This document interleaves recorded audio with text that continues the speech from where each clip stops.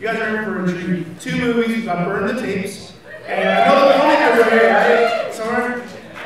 Hey, all right. I'm going to call you guys up after the movie. I'm also going to call up the filmmakers. I think there's like 1 or 2 casting crew here for a late night double feature. You got everybody here.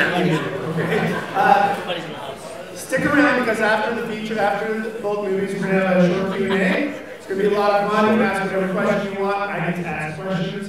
Also, you have ballots in your hand that you should have gotten. If you don't worry, because you can get them outside after the movie. But at the end of the movie, for the HMV People's Pick for Best Flick Award, just vote for Late Night Double Feature, how much you like it. 5 means it's really, really good.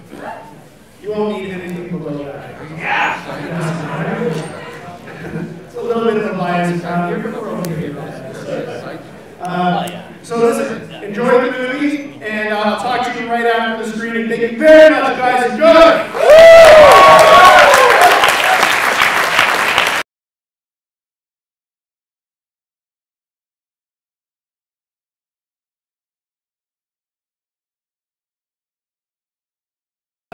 I know all the filmmakers are here for Burn the Tapes. Nick and Brit, you guys are here, right? Yeah, okay. Come on up. And anybody else who's in your movie, Kelly and Torin and Navin, you guys come up. You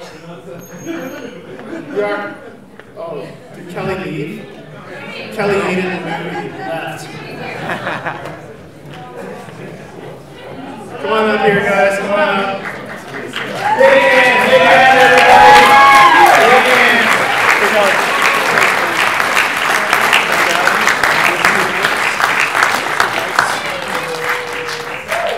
Look at this. Yeah, whoever you guys want to bring up, bring up. Where are Nick? Hi, Brit. Brit, hey, there you are. Next one this way. Okay, yeah. Come on down. We're gonna start. Okay. This is Jillian. She's their producer. Hi. You know what? Why don't you start introducing? Okay, I'm Brit. Just us. I'm the writer and director, co-writer, co-director, and this is Jillian, our producer. I am Jillian. Hi, Jillian. Hi. How many are there other people in your team? They're somewhere. Yeah. Shy filmmakers? We've got some shy people on our team. Anyway, you know what? Stage coordinator. Yeah. We're the faces. Ask a question. Yeah. Now, listen, I just wanted. I love it. It's a very atmospheric. Burn the tapes. Burn the tapes. Sorry, it's burn the tapes. We know. We said that. Didn't we? No. I think it's very, very atmospheric movie. And did you? I mean, obviously you went in thinking like that's the tone and that's right. But how do you write that into the script and then let your actors know that that's how you're going to do it? Like, how do you go about doing that? That's a great question. It was hard. I found it hard to do. One thing we did was make a kind of like, it's called like a, I forget what they call it, something romantic, some stupid name. But basically, kind of like a trailer, but it's made up of other films, scenes. Oh, yeah, yeah. Right? Like a mood board almost, like a mood board. with other like films. So that we could communicate to them what the idea is. And we also had shots from the location that it was going to be on, so that was a big part of showing, like ahead of time, showing them what the movie was going to be, and then obviously trying to write it into the script as much as possible. Yeah. So we tried to really get that across. That's awesome. Are you playing any other festivals soon, or what are your plans with this? Is this a stepping stone? Do you have a feature in mind, or another short? Yeah. Well, we have shorts that we're working on. Not working on, like, we don't know, basically. We're trying. Cool. All right, well, let's give it up for these guys.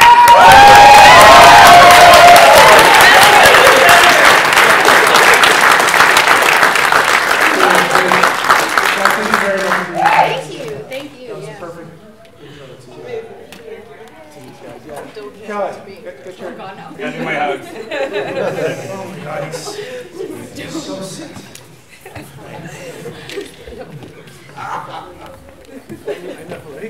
You guys can stay up on this. You guys can stay up on this floor. All right. Let's give them another hand.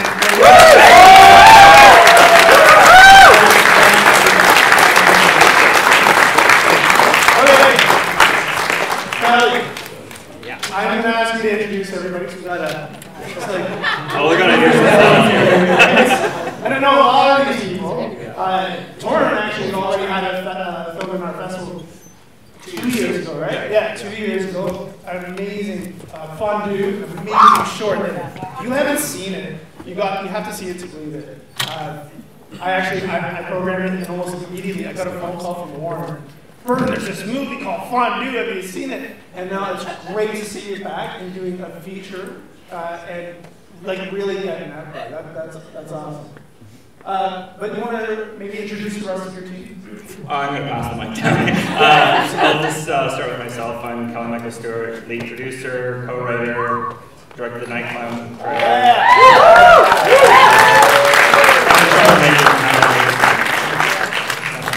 Filmmakers understatement. I'm Jen Gorman. I'm one of the co-producers. I've also seen a lot, probably more me than nobody has of the actors. My hands and feet and legs and everything were everywhere. I also did some of the music and random other assorted roles. I'm RX%.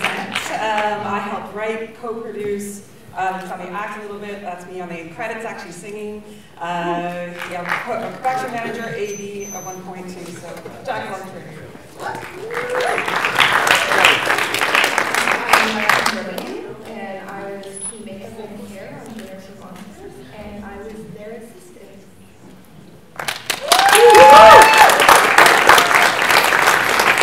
I'm Kewin, and I played Diana in the segment of like a double feature.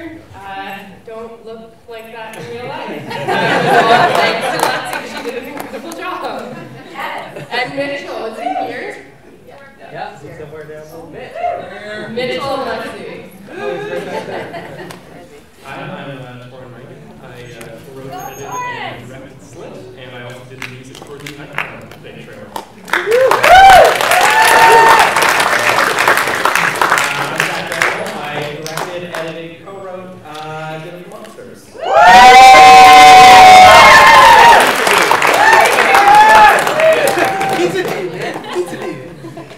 I'm Jason Tanis. I played Orson in the wraparound segment, and I'm also one of the executive producers, and I wrote and directed the commercial Killer Mortgage Rates.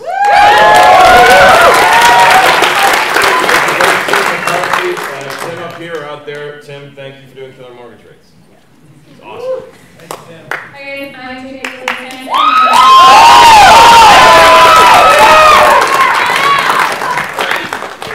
I'm Navin from Ramaswaran. I directed and edited the wraparound segment in Dr. Nasty.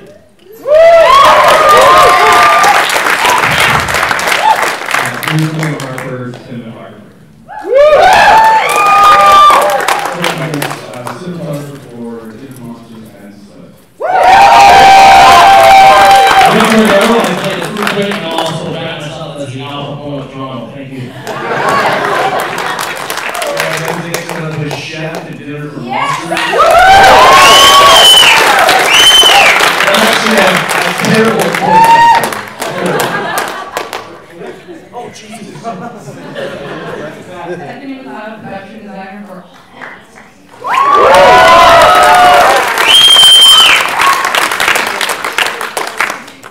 Kurt Allen and Holmes Man.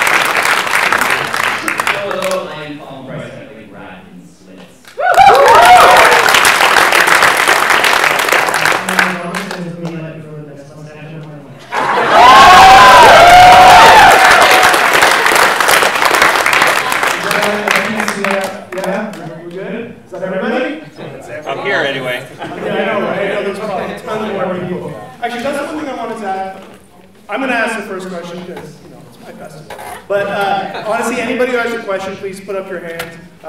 We'll be more than willing to throw the questions out at everyone. In any movie, no matter how big or small, there are like 10,000 steps to make a movie. You screw up one step, the whole movie will suffer.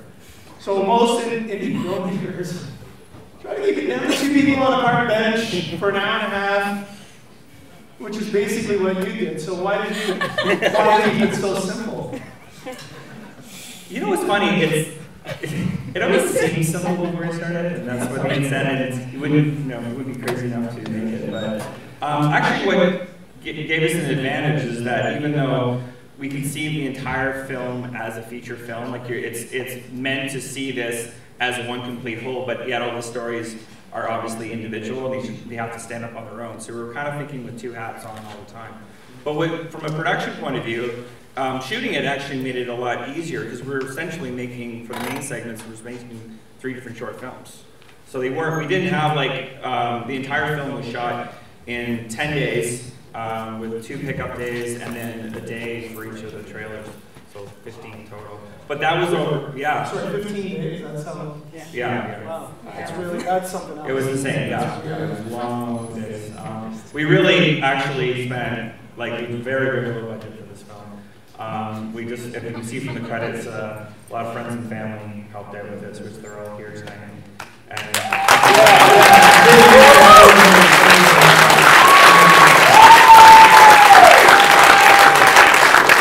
we put this together. This only started about 18 months ago, I'd say, which is, and for an indie film, that's actually a pretty short amount of time. Rose and I conceived of it in summer 2013, the wraparound, and then we brought on Torin and Zach to come up with some stories. Navin's my bro. I did one more for the road short. There was no question I was going to bring him on as the director, the wraparound. And then Jen came on as our third evil cat. To produce it, and then, but the shooting of it was really just like, we would shoot for a couple of days, and then a week later we'd shoot the other segment, and it was actually great. When we did the rehearsals for Dinner for Monsters, we kept having to delay that shoot because we had a hard time finding the location, so we ended up shooting in my hometown of Peterborough, at Shaman Lodge, which I think the owner should thank. Yeah, thank you. But yeah, it took us a while to find the right location, so they kept getting delayed, and Zach was like, and the cast was like, is this really going to happen? It keeps getting delayed. And we had already shot and edited the opening of, like, you see the opening there for Dinner for Monsters with the opening credits and all that. That had already been edited. So I had the laptop open in the rehearsal. Goes, we've already actually done it. We have to make a movie called Dinner for Monsters because they're introducing that. So there was no question that we did it. It kind of gave them some confidence we're actually going to get it done. But it was good. So I know a long answer here, but yeah, it made it easier, at least on the shooting part of it, that we could kind of regroup and then kind of like learn what we did for that and improve on that for the next part and next part. The real tricky part was getting when we were in post-production and trying to put essentially 6 different pieces all together, because the trailers were done by different crews as well. And like that. So we had different like that. All 3 segments were shot with different cameras, and the DOPs will talk about that. But we were trying to get 3 different looks of it, and that was we were pretty ambitious on that. But that was probably one of the bigger challenges from a technical point of view. Cool. Any questions before I? Go ahead, Mary. Yeah, I just wanted to ask about the whipping scenes. Those were executed. They're asking how the whip scene was done. Mitchell, do you want me to answer that, or you want to comment? That was just. Why are you out there? Stand up, Mitch. I didn't want to stand there. I just used a garden sprayer pump. And we had it wind on a good angle on our back. It's all about timing. That was practical. Yeah, that scene was all real. That wasn't digitally added. Well, real as in practical. No, we really lived there. It's a whole bunch of movies. I had to choke up on the whip, and it was all about timing. I think you got is that out? Any horror stories from the shoot? Anyone have a horror story? horror stories? Well, just this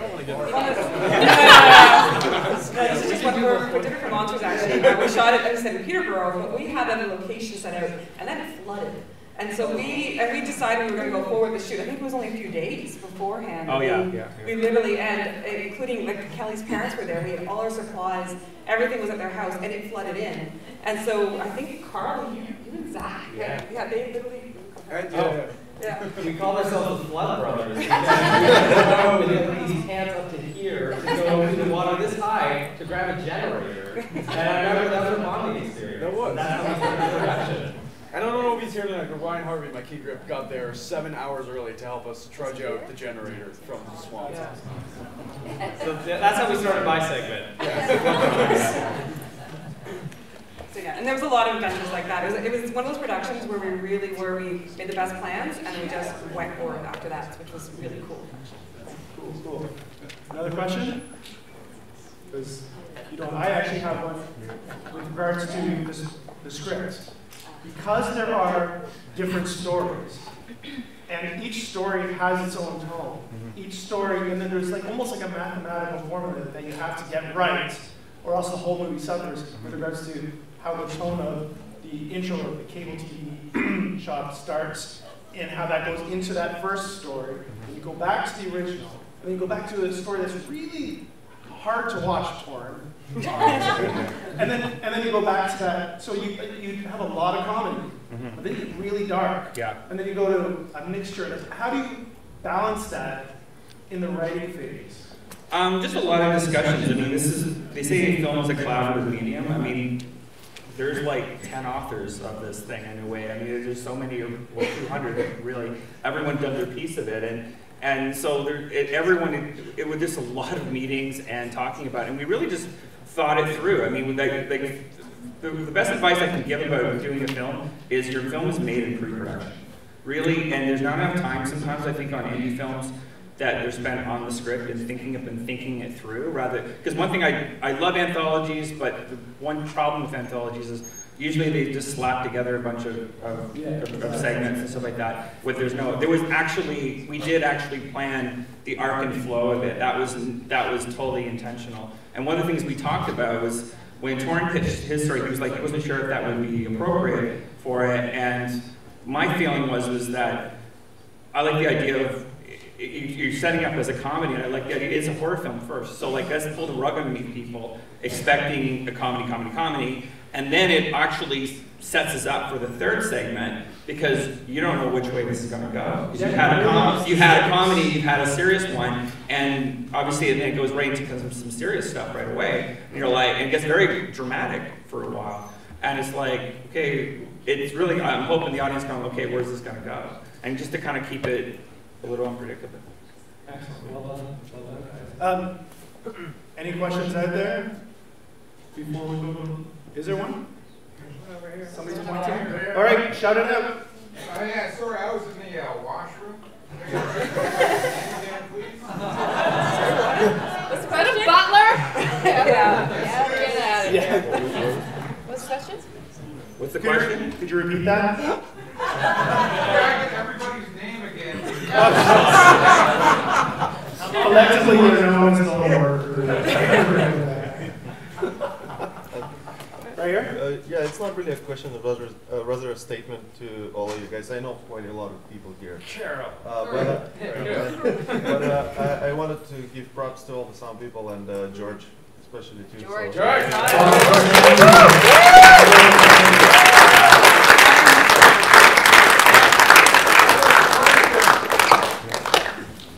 You're just giving props to the sound guys. Yeah, I know we worked with George Flores to do, we have some great sound people like Tanner that's here tonight. We worked with George Flores quite extensively. He's done almost every major indie feature I've got to, and just to get the full effect that you heard tonight, it was really great to have that finally hear it properly. Cool. All right, again, I want to thank everybody up on the stage. I want to thank everybody on the